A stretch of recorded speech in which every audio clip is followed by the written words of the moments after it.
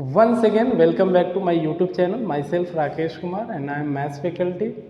Today I am discuss the next topic of relation and function. Okay? तो मैंने अपने पिछला वाला वीडियो जो था यहाँ तक मैंने आपको बताया था, मैंने वहाँ पे ये चीज़ समझाया था बाबू कि आपका रिलेशन का जो बेसिक टर्म क्या होता है। मैंने आपको समझाया था कि ऑर्डर पेयर क्या होता है, उसकी कुछ प्रॉपर्टीज़ थी। उसके बाद मैंने बताया था कि कार्टेशियन प्रोडक्ट क्या होता है, उसकी क्या प्रॉपर्टीज़ थी, और कुछ बेसिक प्रॉब्लम पे मैंने डिस्कशन किया था, राइट। फिर मैंने आपको रिलेशन का आइडेंटिफिकेशन सिखाया था कि रिलेशन अगर सेट ए से सेट बी में अगर है तो उसको रिलेशन होने के लिए रिलेशन को ए क्रॉस बी का सबसेट होना पड़ेगा। ठीक है, अगर आपको ये वाला वीडियो देखना है तो इससे पहले वाला मेरा वीडियो देख के तब इसको आप वॉच कीजिएगा। आइए हम लोग इसको आगे कंटिन्यू करेंगे और चीज़ों को ऑब्जर्व करने का प्रयास करेंगे। ठीक है, देखिए मैंने यहाँ पे लिखा है एक रिलेशन है जो डिफाइन किया गया है ए से बी में कुछ इस तरीके से कि सेट आर के अंदर क्या है बाबू, हमारा एक ऐसा ऑर्डर पेयर है जिसमें बोला गया है कि पहले वाले एलिमेंट का बी के साथ तभी ये रिलेशन में आ सकते हैं जब फर्स्ट वाला जो है बी का क्या होना चाहिए, फादर होना चाहिए। और हम पहला वाला एलिमेंट कहाँ से ले रहे हैं, सेट ए से ले रहे हैं, और दूसरा वाला एलिमेंट कहाँ से ले रहे हैं बाबू, सेट बी से ले रहे हैं। जहाँ सेट ए के अंदर हमारे सामने क्या क्या है, राम है, दशरथ है, रावण है, सलमान खान है, और सेट बी के अंदर क्या क्या है बाबू, लौ है, राम है, मेघनाथ है और आलिया है। ठीक है, यानी कि हम लोगों को ये पहला वाला एलिमेंट कहाँ से लेना है, सेट ए से, और दूसरा वाला एलिमेंट कहाँ से लेना बाबू, सेट बी से। एक मिनट,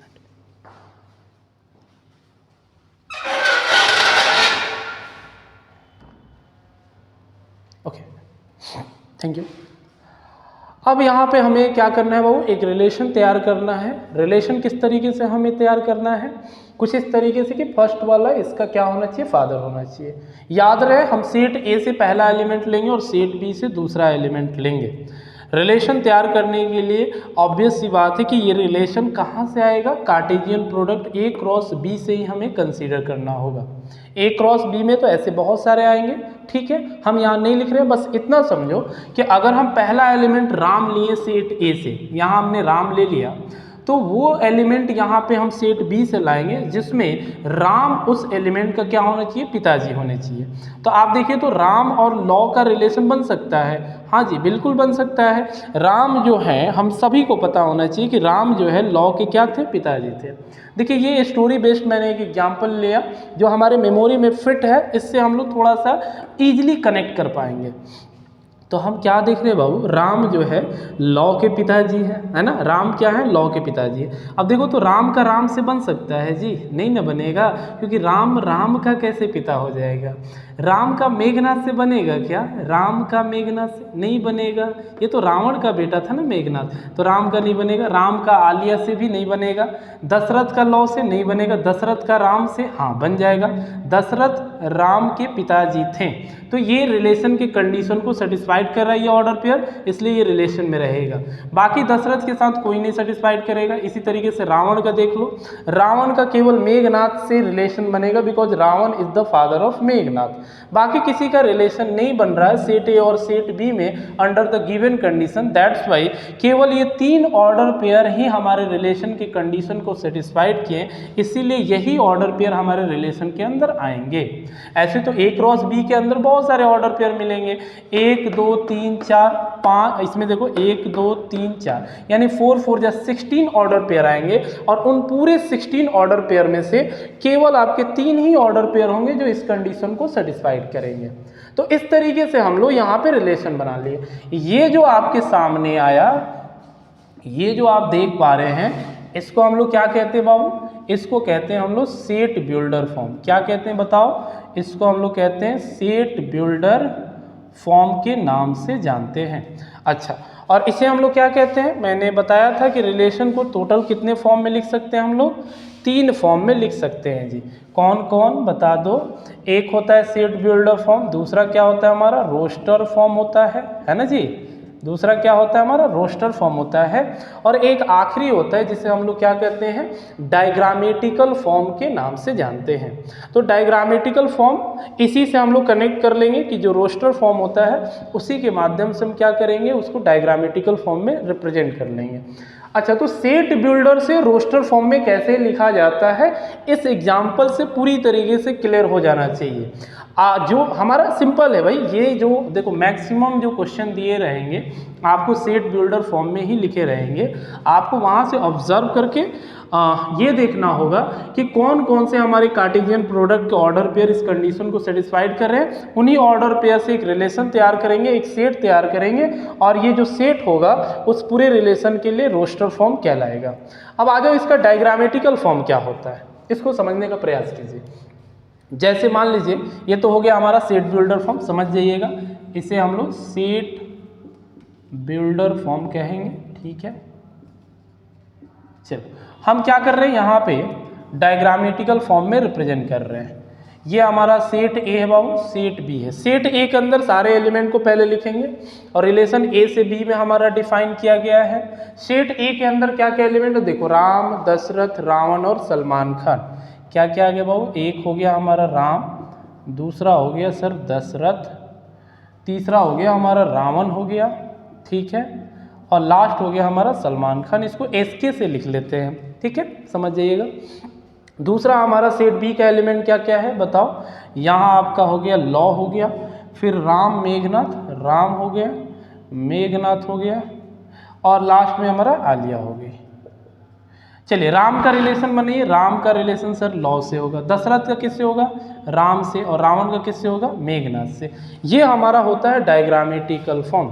इस तरीके से इसको हम लोग क्या करते हैं डायग्राम के फॉर्म में रिप्रेजेंट कर सकते हैं।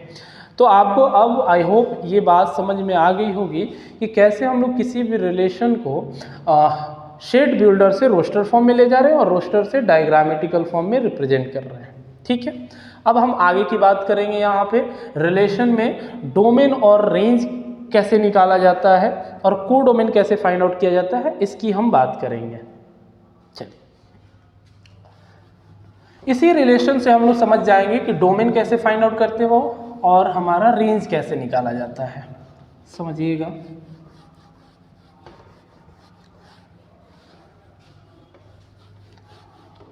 देखो डोमेन ऑफ रिलेशन, हेडिंग डाल लो, डोमेन ऑफ रिलेशन क्या होता है। देखिए पहले समझिए, डोमेन ऑफ रिलेशन बिल्कुल आसान है। देखो एक बार जैसे ही आप रिलेशन को रोस्टर फॉर्म में कन्वर्ट कर लिए, उसके बाद क्या होता है कि जो रोस्टर फॉर्म में हमारा जो सेट बन के आता है, यानी ऑर्डर पेयर जो बन के आता है, उस ऑर्डर पेयर का सभी फर्स्ट एलिमेंट का जो सेट होता है वही उस रिलेशन का क्या कहलाता है, डोमेन कहलाता है। तो डोमेन ऑफ रिलेशन क्या हो जाएगा, यहाँ पे अगर पूछेंगे तो राम, दशरथ और रावण, राम, दशरथ और रावण इस गिवन रिलेशन का क्या हो जाएगा बाबू, डोमेन हो जाएगा, राइट। तो यहाँ पे लिखना set of all first element, set of all first element of set of all first element, set of first element of all order pair, of all order pairs in a given relation is called domain of relation।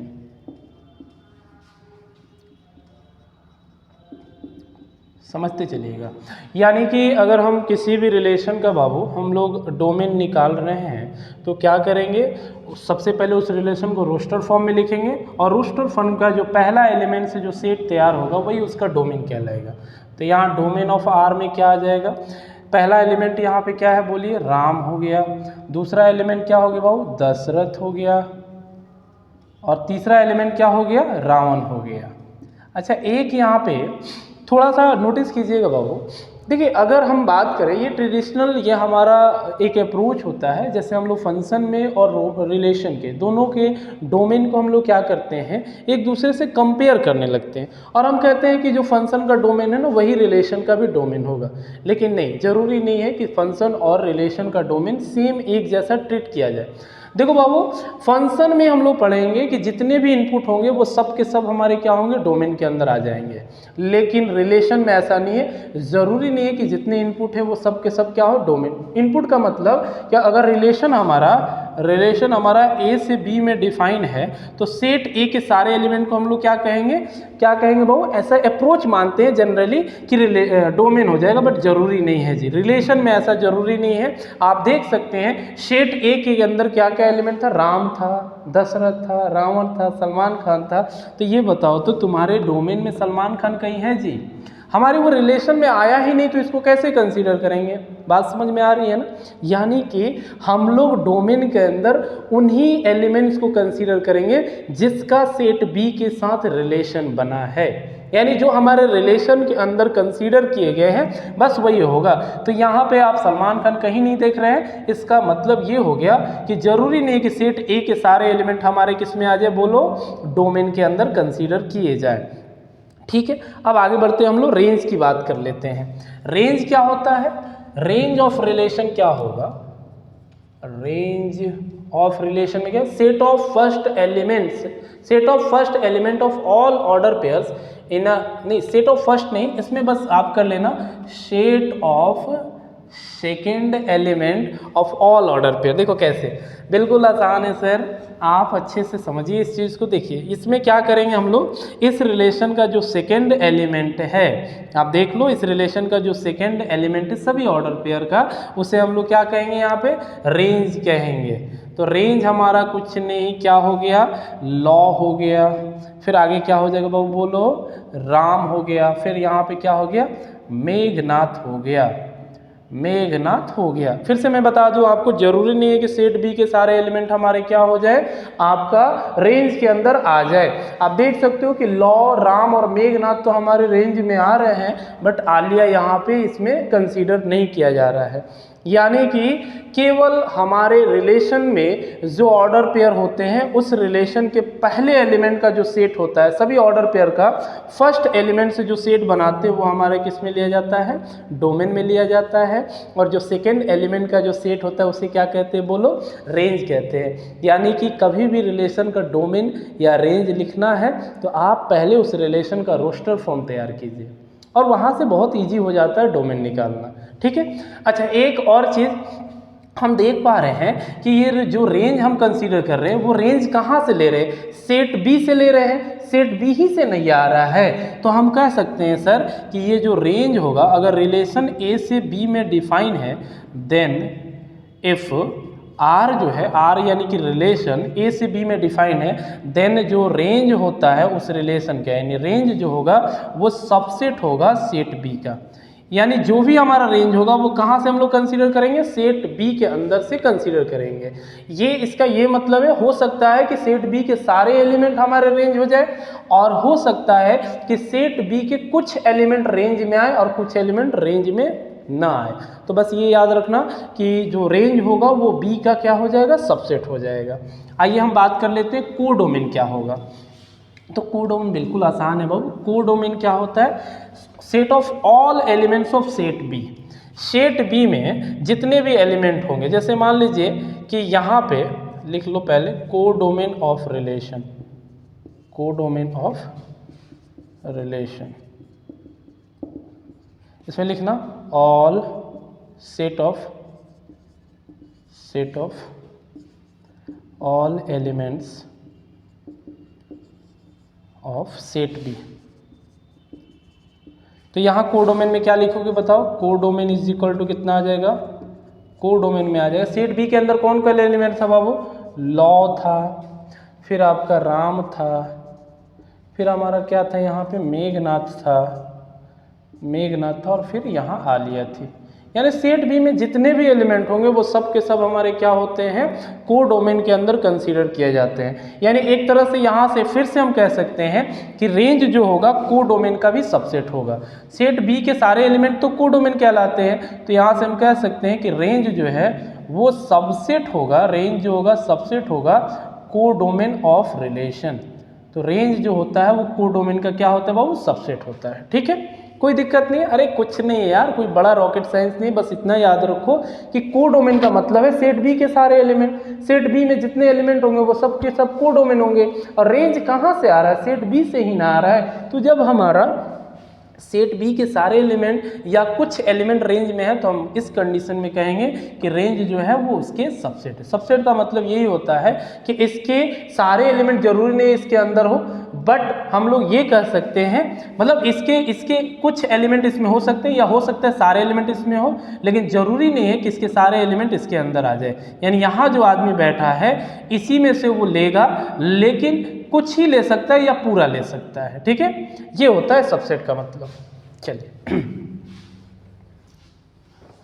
आगे हम बढ़ते हैं, एक problem कर लेते हैं बाबू इसमें।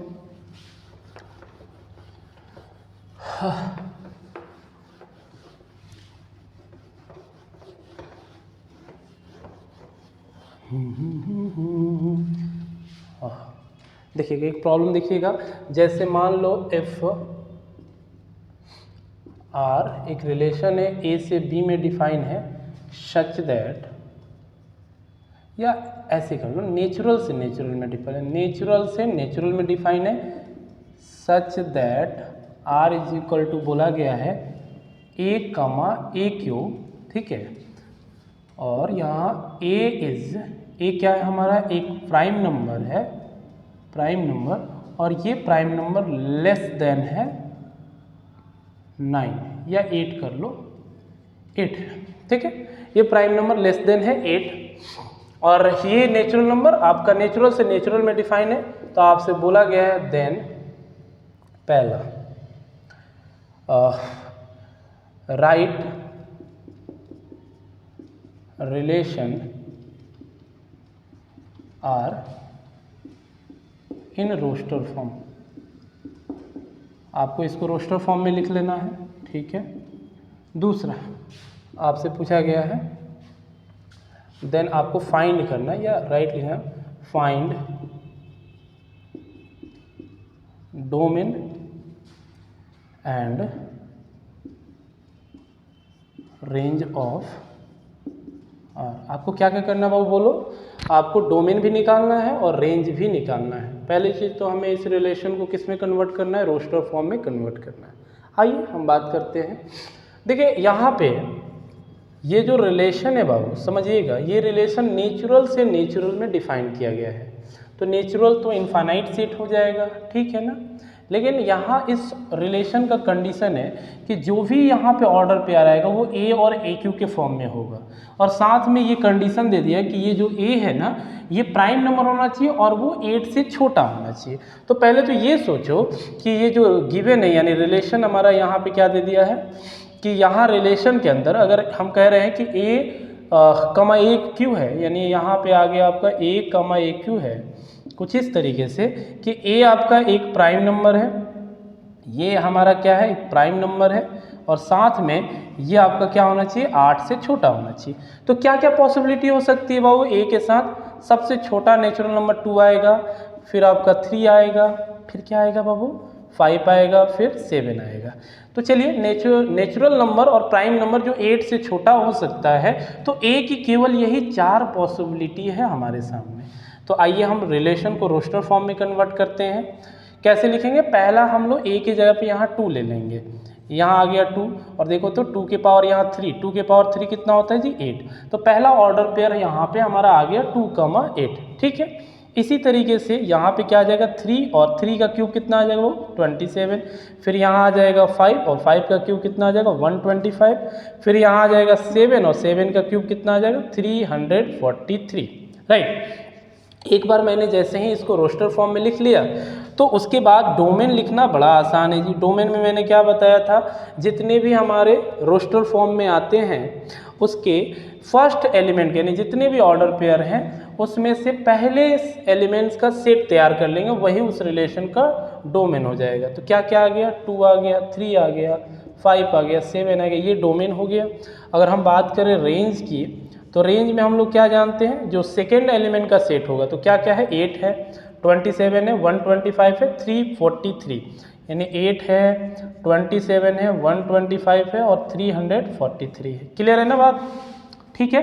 तो ये हमारा इस तरीके से हम लोग क्या फाइंड आउट कर लिए बाबू, इस तरीके से हम लोग डोमेन निकाल लिए, इस तरीके से हम लोग रेंज निकाल लिए, और किसी भी रिलेशन को किस तरीके से रोस्टर फॉर्म में लिख सकते हैं, इसके बारे में हम लोग थोड़ी बहुत यहाँ पे सीखे हैं। चलिए हम आगे बढ़ते हैं।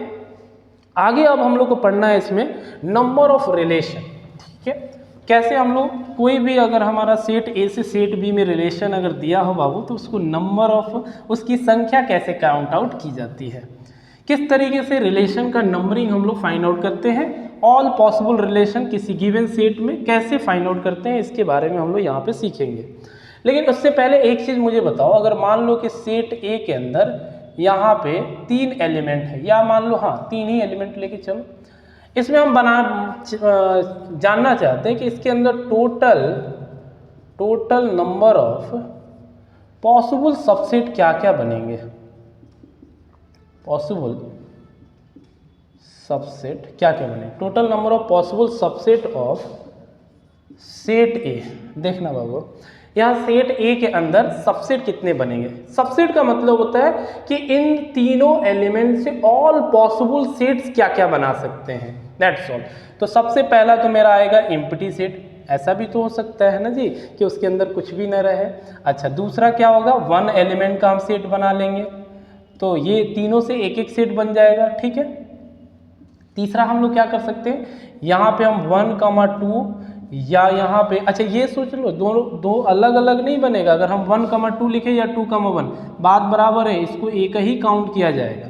फिर आगे देख सकते हो यहाँ पे कितना आ जाएगा, 2, 3 आ जाएगा, और फिर यहाँ पे 1, 3 आएगा, और एक अंतिम सेट बनेगा जिसमें 1, 2 और 3 आएगा। काउंटिंग करो तो 1, 2, 3, 4, 5, 6, 7, 8, यानी टोटल कितने हमने सबसेट बना लिया, वो 8 सबसेट बना लिया।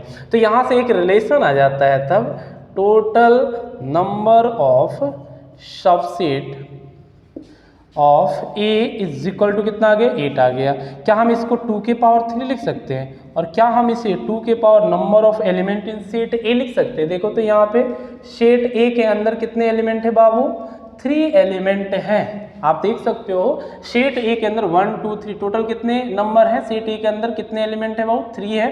तो जब भी आपको सबसेट निकालना हो तो कुछ नहीं करना, केवल क्या कीजिएगा कि number of element in given set को 2 के पावर में लाइएगा, आपका मिल जाएगा। एग्जाम्पल के लिए जैसे मान लीजिए एक सेट ए है जिसके अंदर एलिमेंट है 5, तो आपसे बोला जाए कि टोटल पॉसिबल सबसेट कितना होगा। टोटल आपका यहाँ पे अगर सबसेट की बात किया जाए तो 2 के पावर 5 हो जाएगा, यानी 2 के पावर 5 कितना हो जाएगा, वो 32 हो जाएगा। इस तरीके से हम लोग किसी भी सेट के अंदर सबसेट निकालते हैं। अब आइए हम बात करते हैं कि नंबर ऑफ रिलेशन कैसे फाइंड आउट कीजिएगा।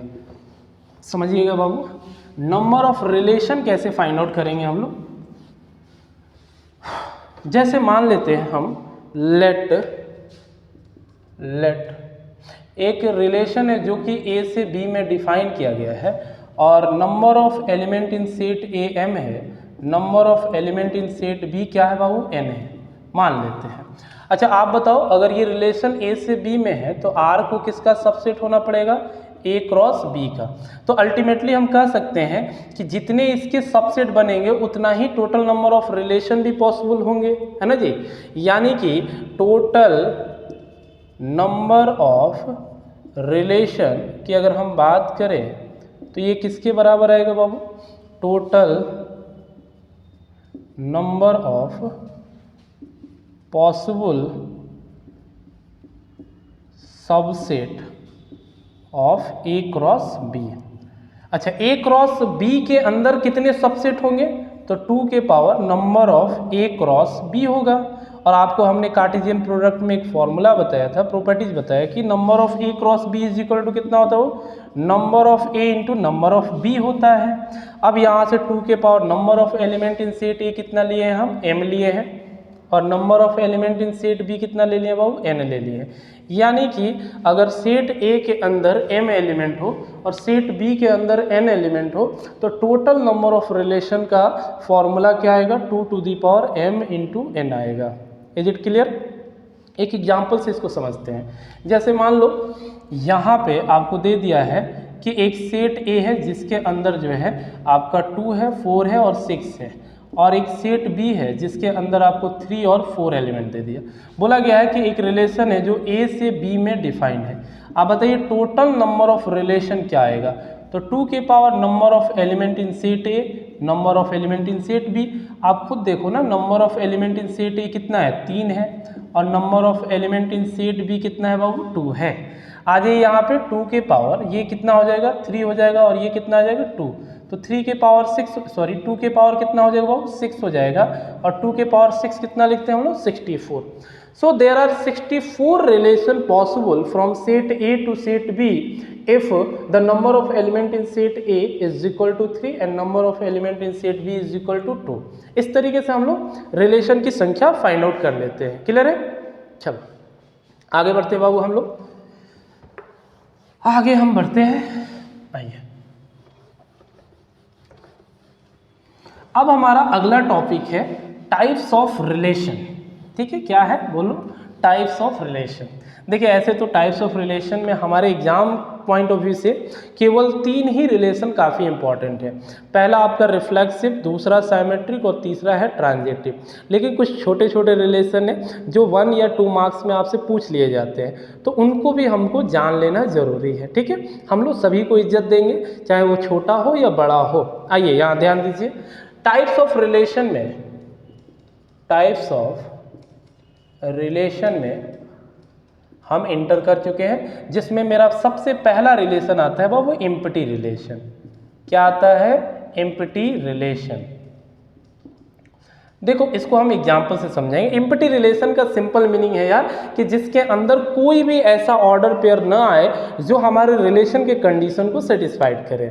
यानी कि अगर रिलेशन के अंदर कोई भी ऑर्डर पेयर दिए हुए कंडीशन को सेटिस्फाइड नहीं कर रहा है तो वो रिलेशन क्या कहलाएगा, एम्प्टी रिलेशन कहलाएगा। एग्जाम्पल के लिए जैसे मान लीजिए हमारे पास एक रिलेशन है जिसमें बोला गया ए कमा बी ऑर्डर पेयर होगा, जिसमें ये कहा गया कि ए माइनस बी का डिफरेंस क्या होना चाहिए, 8 से बड़ा होना चाहिए। For all small A belongs to capital A, यानी कि सेट ए से होना चाहिए, and small B belongs to capital, यानी कि सेट बी से होना चाहिए।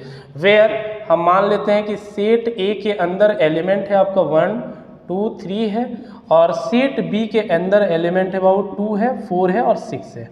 अब आप देखो तो सेट ए से हमको फर्स्ट एलिमेंट लेना है और सेट बी से सेकेंड एलिमेंट लेना है। किसी भी 2 ऑर्डर पेयर का डिफरेंस देखो, क्या वो 8 से बड़ा आ रहा है जी? हम देख सकते हैं कि 1 और 2 का लेंगे तो 1 - 2 आपका 1 आएगा, जो कि 8 से तो बड़ा है नहीं। 2 - 2 0 आएगा, वो भी आपका नहीं। यानी कोई भी इस पूरे कार्टेशियन प्रोडक्ट अगर ए क्रॉस बी से जितने भी 9 आपके यहाँ पे ऑर्डर पेयर बनेंगे, आप कोई भी ऑर्डर पेयर ले लो, इस कंडीशन को सेटिस्फाइड नहीं करेगा। जब ये नहीं करेगा तो यहाँ पे क्या कहिएगा, सर इसके अंदर कोई भी ऐसा ऑर्डर पेयर नहीं है जो इस कंडीशन को सेटिस्फाइड कर रहा है। दैट्स व्हाई ये relation under the given condition from A to B is a empty relation. अच्छा एक और चीज़ समझिएगा बात, ये जो एम्प्टी रिलेशन होता है ये दुनिया का सबसे स्मॉलेस्ट रिलेशन होता है। There are no any relation possible which is smaller than relative empty relation. यानी कि हमारे पास जो एम्प्टी रिलेशन आता है ये सबसे स्मॉलेस्ट रिलेशन होता है। तो ये बात आप नोट करके चलिएगा सर कि empty relation is the smallest relation. Empty relation is the बोलो स्मॉलेस्ट रिलेशन। ये हमारा क्या होता है, ये सबसे छोटा रिलेशन होता है। दिमाग में डालते चलना, ये सबसे छोटा रिलेशन होता है। ये बात समझ में आ गया कि इसमें से कोई भी ऐसा ऑर्डर पेयर नहीं है जो इस कंडीशन को सेटिस्फाइड करे। तो दिए हुए कंडीशन को अगर हमारा कोई भी ऑर्डर पेयर इन दोनों सेट से नहीं वेरीफाई करे तो वो रिलेशन क्या कहलाता है, एम्प्टी रिलेशन कहलाता है। भाई रिलेशन किसी के बीच में भी आपका एम्प्टी तब होता है ना जब हमारा वहाँ पे कोई कंडीशन ना हो, मतलब कोई कंडीशन फुलफिल ना किया जाए। दुनिया में हर रिलेशन कहीं ना कहीं कंडीशन पे बेस्ड है, ये सच्चाई है यार, ठीक है। आप कोई भी रिलेशन देख लो, विदाउट कंडीशन कोई रिलेशन नहीं है, ठीक है। यही चीज़ हमारा मैथमेटिक्स में भी अप्लाइड होता है। अगर कहीं पे कोई कंडीशन सेटिस्फाइड नहीं कर रहा है, आप अगर किसी के कंडीशन को फुलफिल नहीं कर पाइएगा तो अगला आदमी आपसे कोई रिलेशन नहीं रखेगा। इसी तरीके से यहाँ मैथ्स में भी है कि अगर कोई भी ऑर्डर पेयर दिए हुए कंडीशन को वेरीफाई नहीं कर रहा है, सेटिस्फाइड नहीं कर रहा है, तो उसके अंदर कोई ऑर्डर पेयर नहीं आएगा, वो खोखला हो जाएगा, वो एम्प्टी हो जाएगा, ठीक है। चलो आगे बढ़ते हैं हम लोग। उसके बाद हमारा आता है बाबू यूनिवर्सल रिलेशन। ये क्या होता है यूनिवर्सल रिलेशन, ठीक है। यूनिवर्सल रिलेशन दूसरा है हमारा यूनिवर्सल रिलेशन। देखो देखो यूनिवर्सल रिलेशन क्या होता है, ठीक है। ऐसे समझो, if R is a relation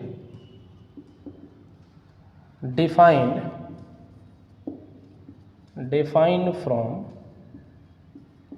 A to B such that, कुछ इस तरीके से कि R जो है हमारा पूरा का पूरा A क्रॉस B के बराबर हो जाए।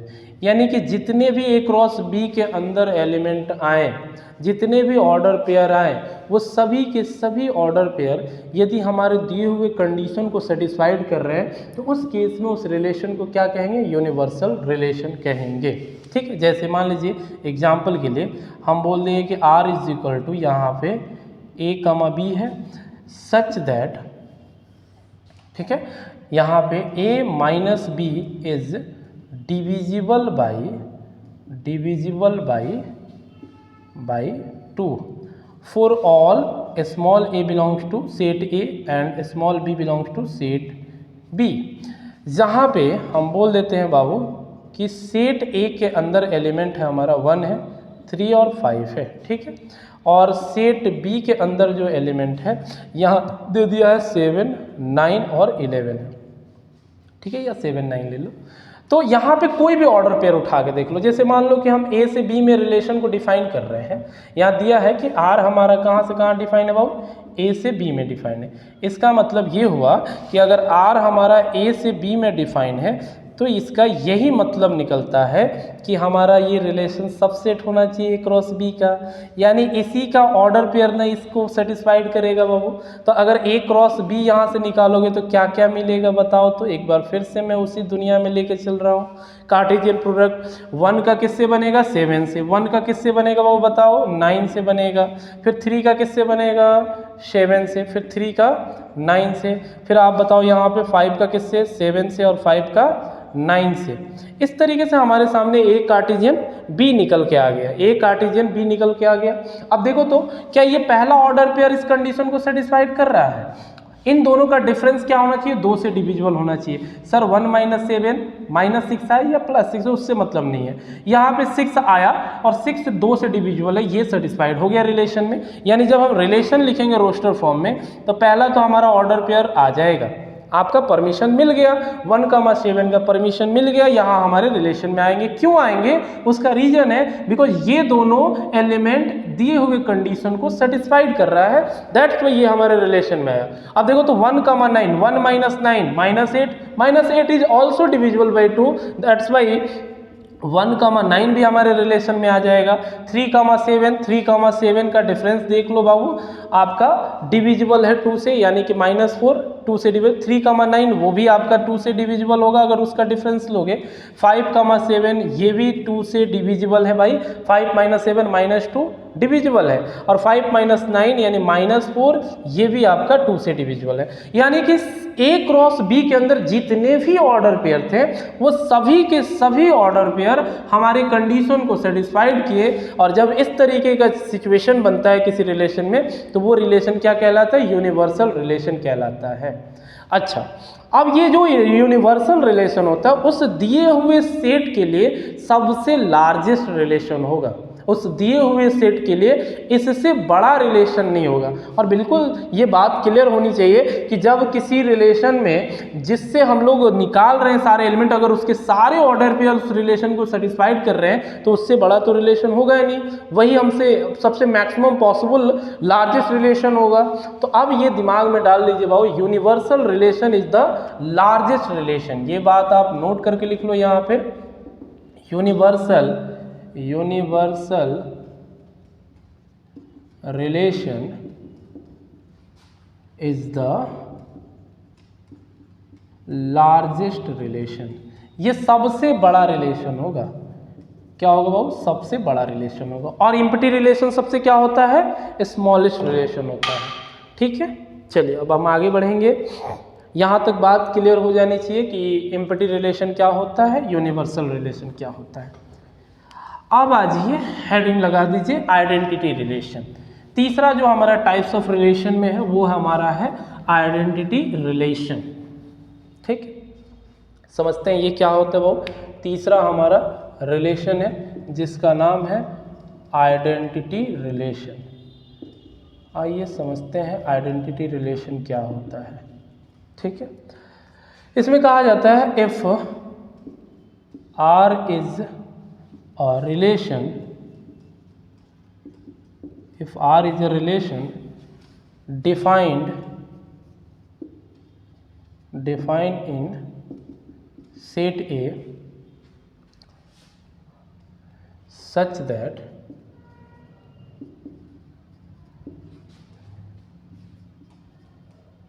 every element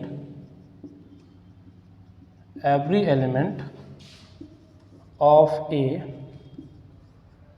related to itself only। देखो यहाँ पे दो वर्ड बहुत इंपॉर्टेंट है, एक एवरी और एक क्या है, itself only।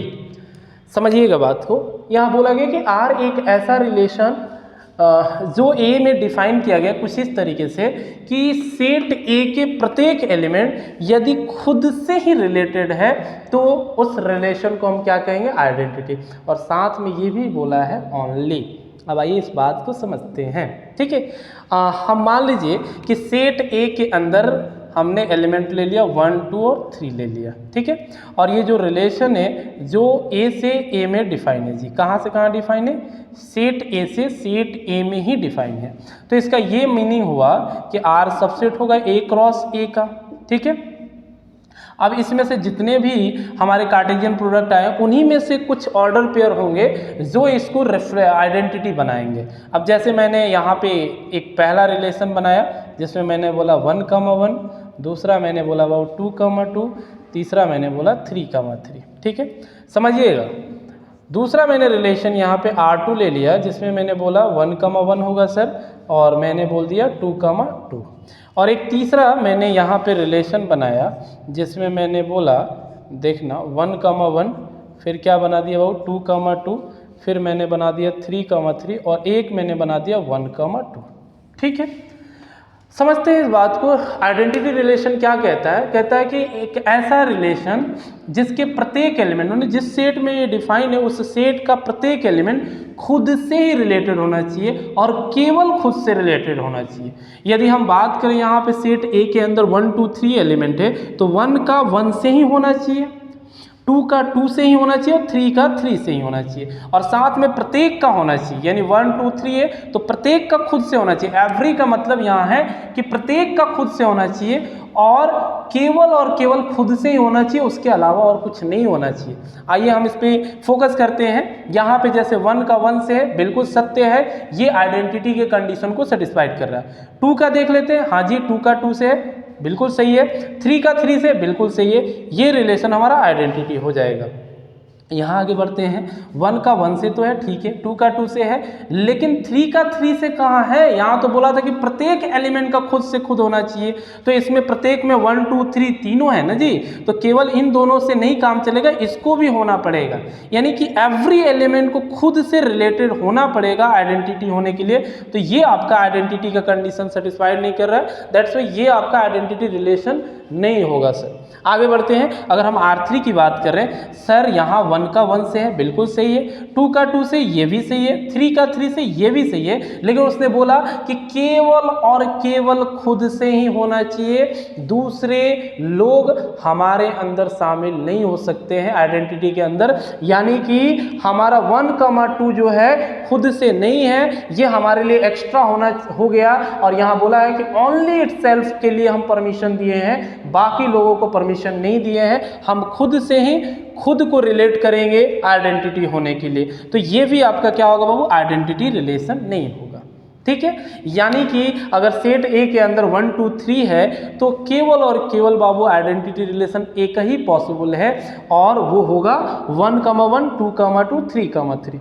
अब इससे हम ये निचोड़ निकाल सकते हैं कि कहीं भी कोई रिलेशन किसी सेट में डिफाइन है तो हम ये बात बिल्कुल यहाँ से क्लियर कर लिए कि किसी भी एक गिवन सेट में टोटल एक ही रिलेशन आइडेंटिटी हो सकता है, एक के अलावा कोई भी आइडेंटिटी रिलेशन पॉसिबल नहीं है। यदि अगर हम पूरे होल की बात करें तो अगर एम्प्टी रिलेशन को भी ले रहे हो तो वो आइडेंटिटी रिलेशन नहीं होगा। यानी हम सिंपल वर्ड में बोले तो there are only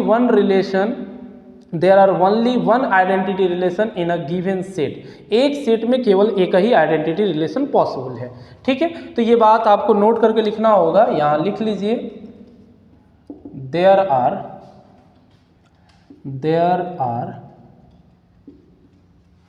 only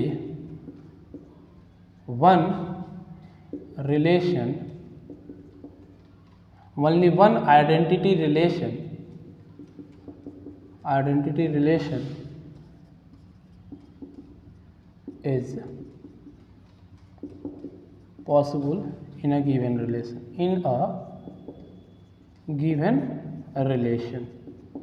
in a given set, sorry. तो यहाँ क्या बोला गया, there are only one identity relation is possible in a given set, यानी एक गिवन सेट में केवल एक ही आइडेंटिटी रिलेशन पॉसिबल है बाबू, एक से ज़्यादा हमारा आइडेंटिटी रिलेशन पॉसिबल नहीं है। यहाँ तो बात क्लियर है, बढ़े आगे। चल आगे बढ़ते हैं हम लोग। आगे हमारा है रिफ्लेक्सिव रिलेशन। क्या है बाबू हमारा आगे, रिफ्लेक्सिव रिलेशन। इसको समझते हैं। ये जो होता है लगभग आइडेंटिटी से मिलता जुलता है, रिफ्लेक्सिव रिलेशन। रिफ्लेक्सिव में क्या होता है, बस ये वाला वर्ड नहीं रहता है, ओनली वर्ड हटा दिए। यानी कि अगर कोई रिलेशन डिफाइन है ए में कुछ इस तरीके से जिसका प्रत्येक एलिमेंट खुद से ही रिलेटेड है तो उसे हम लोग क्या कहेंगे सर, उसे हम लोग कहेंगे रिफ्लेक्सिव। फिर से मैं वही एग्जांपल सेट कर रहा हूँ, 1 2 3 ए से ए में डिफाइन है, रिलेशन का जितने भी एलिमेंट होंगे वो ए क्रॉस ए से आएंगे। बात करते हैं ये फर्स्ट वाले रिलेशन की, तो आप देखो इसने बोला कि सेट ए का प्रत्येक एलिमेंट, तो प्रत्येक एलिमेंट 1 का 1 से, 2 का 2 से, 3 का 3 से, बात बन गई, हो जाएगा ये रिलेशन हमारा क्या होगा वो रिफ्लेक्सिव रिलेशन हो जाएगा। हम इस पे आते हैं, इस पे इसने कहा कि सर सेट ए का प्रत्येक एलिमेंट, तो प्रत्येक एलिमेंट में तो सब आ जाएंगे ना, 1 का 1 से, 2 का 2 से, 3 का 3 से, यानी यहाँ 1 से 1 है, 2 से 2 है, लेकिन 3 से 3 नहीं है, यानी ये रिलेशन रिफ्लेक्सिव नहीं होगा। लेकिन अगर हम बात करें इसकी बात करें तो इसने कहा सर प्रत्येक खुद से रिलेटेड होना चाहिए, लेकिन उसने ये नहीं कहा कि बाकी लोग के साथ क्या होगा। अगर कहीं भी कोई डेफिनेशन में जब कुछ बातें नहीं बोली गई हो या डेफिनेशन में कुछ चीज़ नहीं लिखा हो तो आप अपने मन से कुछ एज्यूम नहीं कर लीजिएगा। इसने केवल ये कहा सर कि प्रत्येक एलिमेंट खुद से रिलेटेड होना चाहिए, बाकी क्या हो रहा है नहीं हो रहा है उससे इसको क्या लेना देना है। कोई भी रिलेशन में अगर डेफिनेशन यहाँ पे सेटिस्फाइड हो रहा है, यानी 1 का 1 से, 2 का 2 से, 3 का 3 से है, तो इसके अलावा भी इसके अंदर परमिशन है, इट मीन्स ये हमारा क्या हो जाएगा बाबू, रिफ्लेक्सिव रिलेशन हो गया।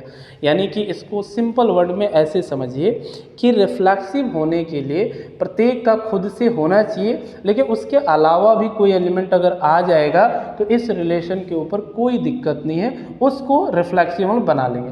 लेकिन जो भी एलिमेंट आएगा वो कहाँ से आएगा, ए क्रॉस ए से ही आएगा। ऐसा ना हो कि ए क्रॉस ए के बाहर हो, यानी 1 2 3 से बाहर अगर कोई एलिमेंट आ गया तो वो रिलेशन रिफ्लेक्सिव नहीं होगा। अच्छा, अगर यहाँ 1,1 2,2 रहता, 3,3 नहीं रहता और बाकी कुछ रहता, तब भी ये रिफ्लेक्सिव नहीं होता।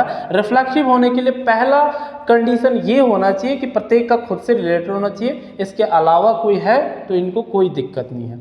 अच्छा, अब यहाँ से ऑब्जर्व करो, ऑब्जर्वेशन ये हुआ सर कि जितने भी आइडेंटिटी रिलेशन है उन सभी को हम लोग क्या कह सकते हैं, रिफ्लेक्सिव रिलेशन कह सकते हैं। कह सकते हैं कि नहीं, आप खुद सोचो तो इस बात पे। देखो, अगर हम लोग देखें गौर से तो आइडेंटिटी यही नहीं कह रहा था कि केवल खुद से ही रिलेटेड होना चाहिए।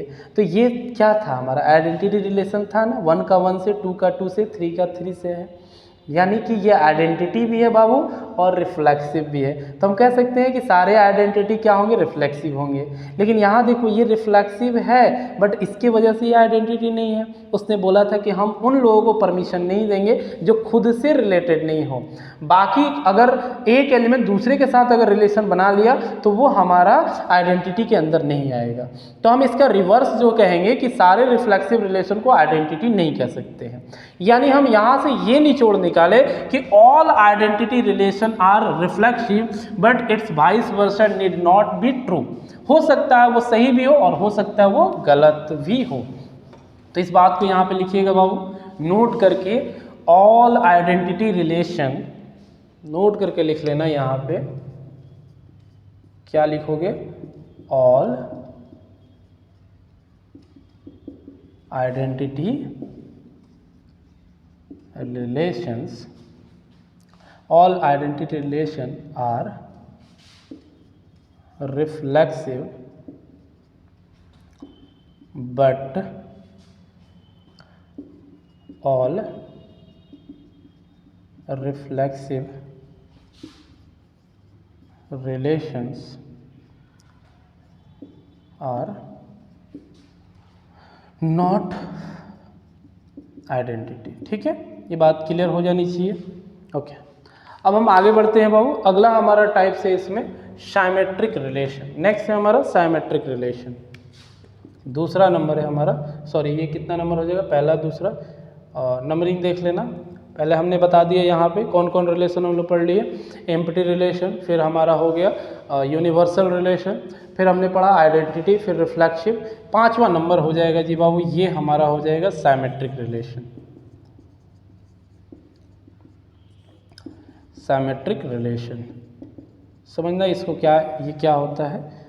Are is a relation defined in A such that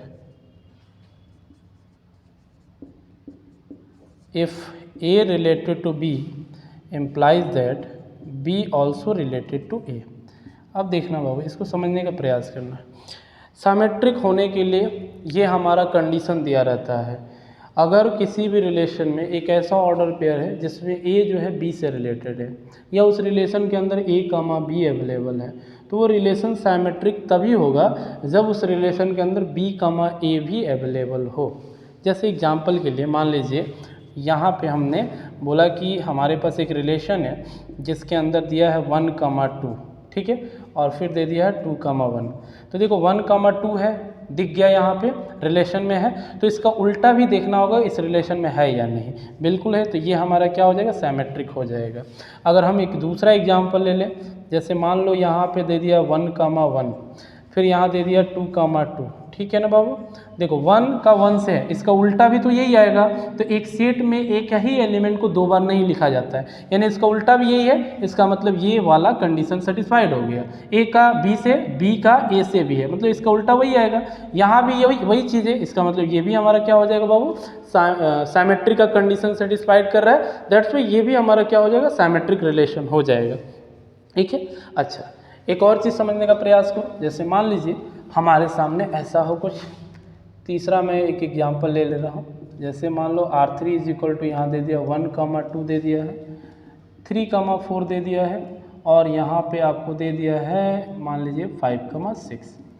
ठीक है, ये रिलेशन को देखते हैं कि ये हमारा साइमेट्रिक है कि नहीं। देखो 1,2 है, 2,1 कहीं दिया है, इसको 4,3 कर लो। 1,2 है, 2,1 दिया है जी, नहीं है ना। हम डायरेक्ट यहीं से कहेंगे कि सर यही हमारा फेल हो गया, बाकी आगे की चीज़ के बारे में हम सोचेंगे नहीं, यानी ये रिलेशन साइमेट्रिक नहीं होगा। क्लियर है बात में। देखो एक चीज़ समझो, रिलेशन में हमेशा आप नकारात्मक चीज़ों को ढूंढने का प्रयास कीजिएगा, यानी कि जहाँ एक जगह निगेटिव मिल गया, कोई एक ऑर्डर पेयर उस रिलेशन के कंडीशन को सेटिस्फाई नहीं किया, तो हम बाकी को चेक करने नहीं जाएंगे, वहीं से डायरेक्ट बोल देंगे बाबू कि वो रिलेशन उस कंडीशन को फॉलो नहीं किया, इट मीन्स उस टाइप का वो रिलेशन नहीं होगा। अब जैसे ही देख लिया कि 1,2 है, इसका उल्टा देखिए कि पूरे आगे जितनी भी ऑर्डर पेयर उसमें है क्या 2,1 नहीं है, तो यहीं से हम बोल देंगे कि ये रिलेशन साइमेट्रिक नहीं है, बाकी को चेक करने की कोई नीड नहीं है। आपके लगभग 99 अगर ऑर्डर पेयर सेटिस्फाइड कर रहे कंडीशन का, और बाबू मात्र अगर एक कंडीशन सेटिस्फाइड नहीं कर रहा है ना, तो पूरे उस रिलेशन को जो भी टाइप होगा उस रिलेशन को ना होने के लिए वहाँ पे वो काफ़ी होगा।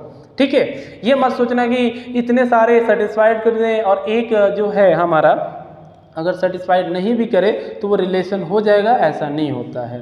अगर आपके 100 ऑर्डर पेयर में से मात्र अगर एक भी ऑर्डर पेयर, केवल मात्र एक ऑर्डर पेयर उस कंडीशन को सेटिस्फाइड नहीं कर रहा है, तो हमारा वो रिलेशन क्या हो जाएगा बाबू, जो भी टाइप का होगा उसको फुलफिल नहीं करेगा। ठीक है, अच्छा अब मुझे बताओ, जैसे अगर हम बात करें एम्प्टी रिलेशन की, एम्प्टी रिलेशन जो होगा ये साइमेट्रिक रिलेशन होगा या नहीं होगा। अगर हम यहाँ एम्प्टी रिलेशन की बात करते हैं तो मुझे ये आइडिया ही नहीं कि भाई एम्प्टी रिलेशन में क्या चीज़ें हैं, कहीं हमको दिख रहा है इसके अंदर ऑर्डर पेयर A, B, कुछ तो दिख नहीं रहा है ना। तो ऐसे सिचुएशन में हम लोग कहते हैं कि बाय डिफ़ॉल्ट क्योंकि इस रिलेशन का जो बेसिक कंडीशन है वही हमारा नहीं दिया है। कोई भी रिलेशन साइमेट्रिक अगर हम लोग एनालिटिकली सॉल्व करना है तो ऐसे ना देखेंगे कि A, B रिलेशन में होना चाहिए। यदि A, B रिलेशन में नहीं है बाबू, तो हम लोग कहेंगे बाय डिफ़ॉल्ट ये हमारा रिलेशन क्या हो जाएगा, साइमेट्रिक हो जाएगा। और यही काम करता है एम्प्टी रिलेशन। तो याद रखना, एम्प्टी रिलेशन जो होता है वो एक साइमेट्रिक रिलेशन होता है। Empty relation is a symmetric relation. क्यों हुआ सर? इसलिए हुआ बिकॉज जितने भी एम्प्टी रिलेशन होते हैं ना वो बाय डिफ़ॉल्ट माने जाते हैं कि साइमेट्रिक, क्योंकि उसके अंदर हमें पता ही नहीं है यार कि A, B है कि B, A है, क्या है, कुछ भी आइडिया नहीं है। तो वैसे सिचुएशन में हम लोग उसको क्या कह देते हैं, ये साइमेट्रिक है। इसकी थोड़ी बहुत और भी हम लोग चर्चा करेंगे जब हम लोग ट्रांजिटिव रिलेशन पढ़ेंगे, वहाँ भी कुछ इसी तरीके का कंडीशन आता है बाय डिफ़ॉल्ट वाला, तो वहाँ हम उस चीज़ को समझने का प्रयास करेंगे। चलिए आगे बढ़ते हैं। अगला हमारा है बाबू last but not least transitive relation. Next हमारा यहाँ पे है ट्रांजिटिव रिलेशन। हाँ जो सबसे लास्ट यानी कि ये हमारा 6 नंबर हो जाएगा, ट्रांजिटिव रिलेशन। ट्रांजिटिव रिलेशन समझिएगा ये क्या होता है। R is a relation defined from set A in such that if A जो है B से रिलेटेड है एंड B जो है C से रिलेटेड है। अगर ये कंडीशन दिया हो, मतलब ये ऑलरेडी उस रिलेशन में होने चाहिए, तब कहता है कि इसको ट्रांजिटिव होने के लिए A को C से भी रिलेटेड होना पड़ेगा। अगर हमारा A B से रिलेटेड है बाबू और B किससे रिलेटेड है, C से रिलेटेड है, तो इसको ट्रांजिटिव होने के लिए A को किससे रिलेटेड होना पड़ेगा, C से रिलेटेड होना पड़ेगा, तभी जाके वो ट्रांजिटिव होगा। R एक ऐसा रिलेशन है जो A में डिफाइन किया है कुछ इस तरीके से कि A B से रिलेटेड है, B C से रिलेटेड है, और इसको ट्रांजिटिव होने के लिए A को किससे रिलेट होना पड़ेगा, C से रिलेट होना पड़ेगा। ठीक है, समझते हैं इस बात को। जैसे एक एग्जाम्पल्स है, जैसे मान लो हमारे सामने एक रिलेशन दिया गया है R is equal to A, B, such that a जो है पैरेलल है बी के, और for all a and b ये क्या है हमारे सेट्स ऑफ लाइंस हैं, ठीक है। ए कमा बी, ए जो है पैरेलल है बी के, और ए जो है हमारा ए और बी क्या है लाइंस का सेट है जी, ठीक है। तो हम कहेंगे यहाँ से लेट ए बी एंड सी, ठीक है, आर सेट्स ऑफ लाइन। मान लेते हैं कि ए बी सी क्या है सेट्स ऑफ लाइन है। तो अगर हम बोलें कि ए और बी, अगर ए जो है बी से रिलेटेड, इसका मतलब क्या हो गया ए जो है पैरेलल है बी के, और अगर हम बोलते हैं बी जो है सी से रिलेटेड, इसका मतलब ये हो गया कि बी जो है सी के पैरेलल है। इसको आप इक्वेशन 1 मानो, इसके 2 मानो। देखो पूरे ट्रांजिटिव में हम लोग यही काम करने वाले हैं बाबू। क्या करने वाले हैं, ये हमारे रिलेशन के अंदर जो है ना पहले ढूंढना पड़ेगा। ए बी से रिलेटेड होना चाहिए, बी सी से रिलेटेड, ये तुम्हें दिए रहेंगे रिलेशन में, और इसी की मदद से हम लोग ये प्रूफ करेंगे कि ए और सी भी आपस में रिलेटेड होंगे और उस रिलेशन के कंडीशन को सेटिस्फाइड करेंगे।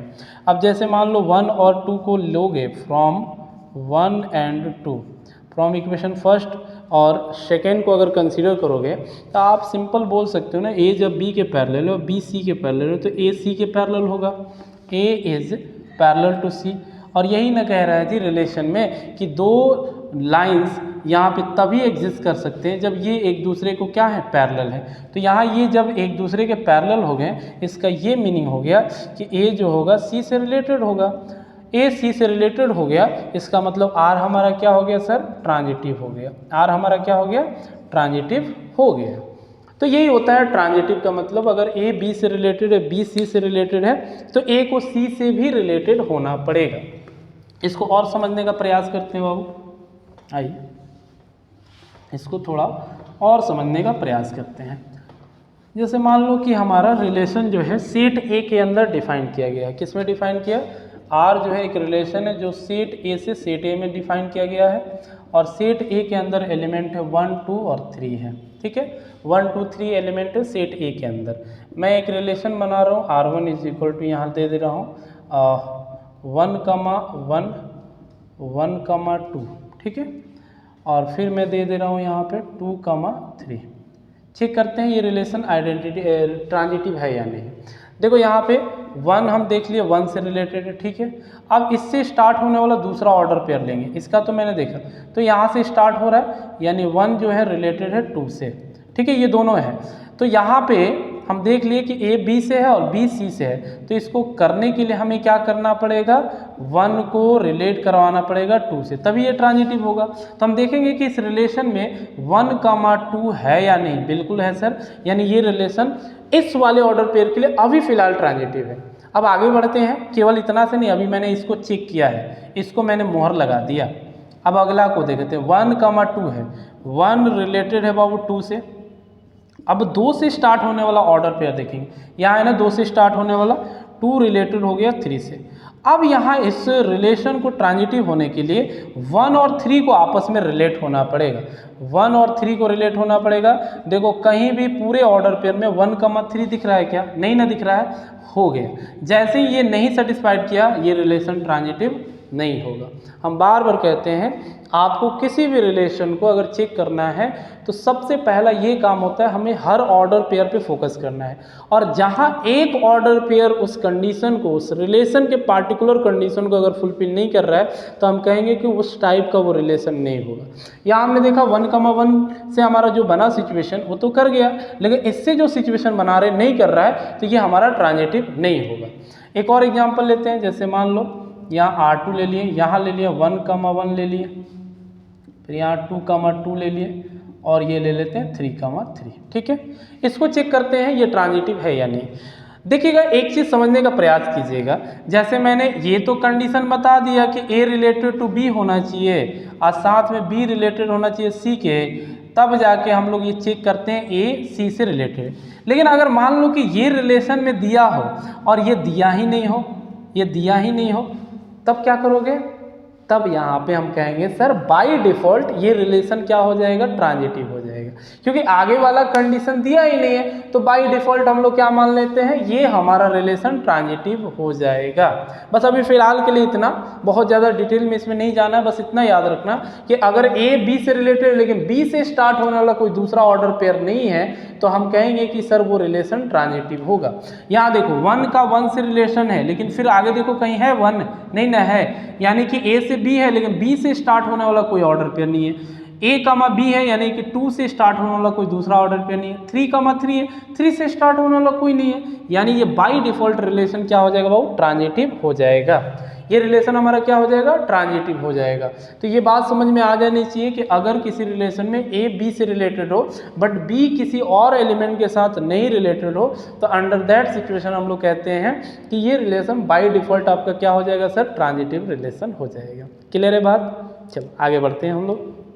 यहाँ तक हम प्रॉब्लम में और भी डिटेल में इसको समझने का प्रयास करेंगे। अभी तो थ्योरेटिकल बातें चल रही है, प्रयास रहता है कि सारे रिलेशन को एक थ्योरी पॉइंट ऑफ व्यू से आपके माइंड तक पहुँचा दें। जब हम प्रॉब्लम स्टार्ट करेंगे तो इन सभी का एप्लीकेशन वहाँ दिखाएंगे। ठीक, चलो बाबू आगे बढ़ते हैं हम लोग। और सबसे लास्ट हमारा आता है बाबू, और वो है हमारा इक्विवेलेंस रिलेशन। ये तो हमारा देखो इक्विवेलेंस रिलेशन ये मत समझना आप सर पहले वाले में लास्ट बोले थे, इक्विवेलेंस रिलेशन कुछ नहीं है यार, इन्हीं तीनों का मर्जिंग है। लिख लो इक्विवेलेंस रिलेशन, इक्विवेलेंस रिलेशन। आइए सर इक्विवेलेंस रिलेशन के बारे में हम बात करते हैं। ये क्या होते हैं इक्विवेलेंस रिलेशन? तो अगर एक रिलेशन आर वो हमारा क्या हो बाबू, रिफ्लेक्सिव भी हो, रिफ्लेक्सिव भी हो, अगर वो साइमेट्रिक भी है, क्या क्या है, साइमेट्रिक भी है, और तीसरा और अंतिम अगर वो ट्रांजिटिव भी है, ट्रांजिटिव भी है, तो अंडर दैट कंडीशन हम लोग कहेंगे कि हमारा रिलेशन क्या है, इक्विवेलेंस रिलेशन। यानी एक ऐसा रिलेशन जो रिफ्लेक्सिव भी हो, साइमेट्रिक भी हो, ट्रांजिटिव भी हो। फिर से मैं बता दूं आपको, रिफ्लेक्सिव होने के लिए कंडीशन क्या है, ए से ही रिलेटेड होना चाहिए, यानी खुद से ही रिलेशन बनना चाहिए। साइमेट्रिक होने के लिए क्या होना चाहिए, अगर ए बी से रिलेटेड है तो बी रिलेटेड होना चाहिए ए से। और ट्रांजिटिव का कंडीशन क्या है, ए बी से रिलेटेड होना चाहिए, बी सी से रिलेटेड अगर है। यदि ऐसा है, इफ इतना है, तो उसको ट्रांजिटिव होने के लिए ए को सी से रिलेटेड होना चाहिए। और किसी रिलेशन में अगर ए बी से रिलेटेड है तो साइमेट्रिक होने के लिए उसको बी को ए से भी रिलेटेड होना पड़ेगा।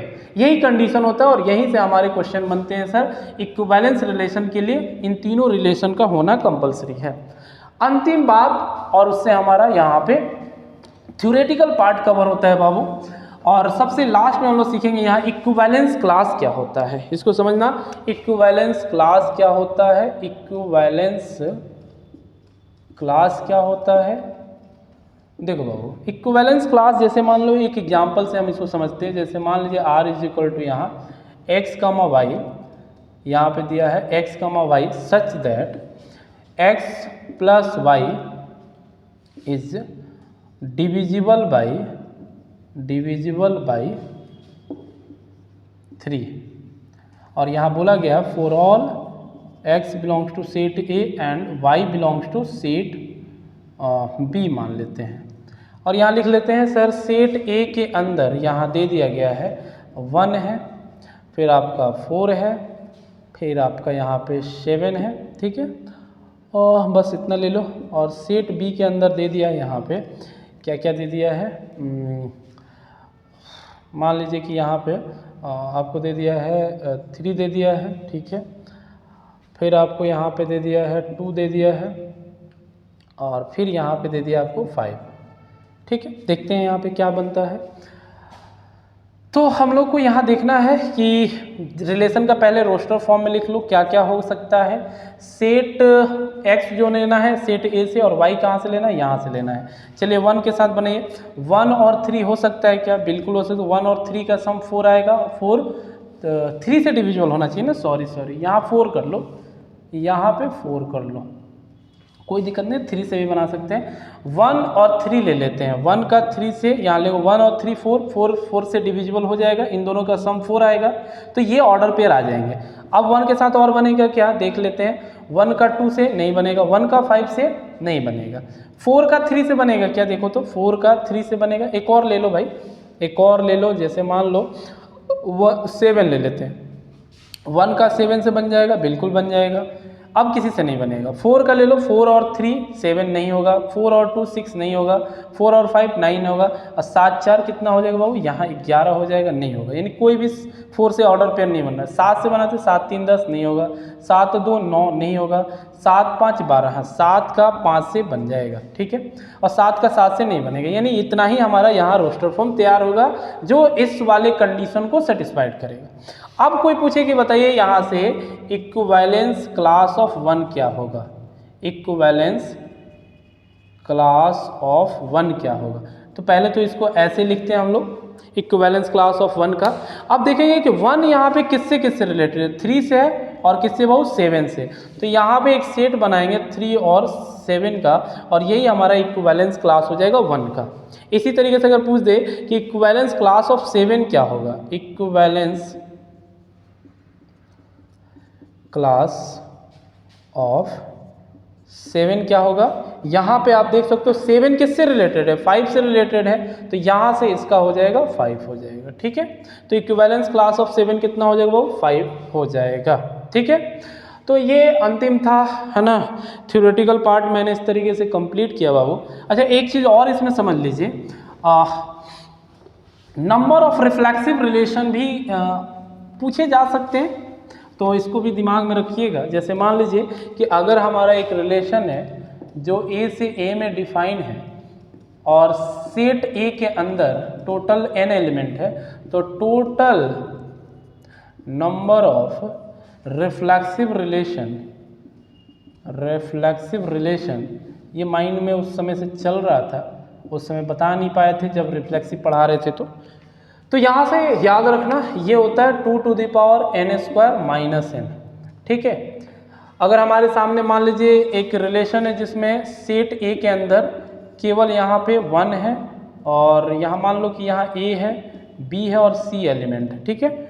और बोला गया कि बताइए टोटल रिफ्लेक्सिव रिलेशन कितने होंगे। यहाँ पे रिफ्लेक्सिव रिलेशन आर हम ढूंढ लेते हैं, तो 2 के power number of element in set A कितना है भाऊ 3 है, तो यहाँ कितना आ जाएगा 3 का स्क्वायर -3 होगा, यानी 3 का स्क्वायर कितना होगा 9 - 3, यानी 3 का पावर कितना हो जाएगा, सॉरी यहाँ 3 होगा, 9 में 3 6 हो जाएगा, और 2 के पावर 6 कितना होता है 64। ये हमारा क्या हो जाएगा यहाँ से बताओ तो, ये क्या हो जाएगा आपका total number of reflexive relation हो गया, ठीक है। आज के वीडियो में मैंने प्रयास किया आपको पूरा जो भी रिलेशन का थ्योरी था बताने का, है ना। आप इसको प्रॉपर वॉच कीजिएगा। जो मेरा नेक्स्ट वीडियो आएगा उसमें मैं प्रीवियस ईयर का क्वेश्चन और NCERT का कुछ इंपॉर्टेंट क्वेश्चन, ठीक है, उसमें मैं कराने वाला हूँ। बने रहिए मेरे साथ। All the best, thank you.